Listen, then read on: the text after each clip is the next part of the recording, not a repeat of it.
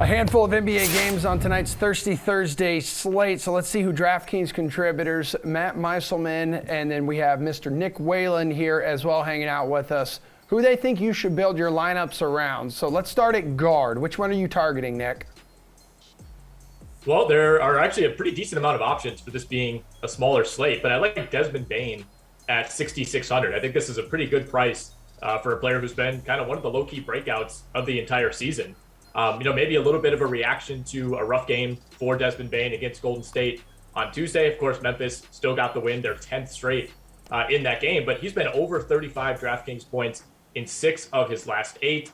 Really been fantastic all year long. Gives you scoring, rebounding, assists, defensive numbers, hits a ton of threes. I think 6,600 is a really friendly price. And of course, if you want to pay up, you can go John Morant. He's probably my favorite of the high price guards tonight at 9,200 against a Minnesota defense that could kind of come and go. Really no reason the way that John Morant is playing right now and the way that he controlled that game down the stretch, especially against Golden State. No reason to think he can't keep that rolling against Minnesota. That man's playing on another planet right now, John Morant, dude. Matt, how about a guard you're going to target? Yeah, the guy I'm going with here, I think is just going to sound like one of the players you could pay up for who's pretty interchangeable, but by the time Lock comes around, I think he's going to wind up being the highest owned player on the slate, and that's James Harden, because I don't think Kevin Durant's playing tonight.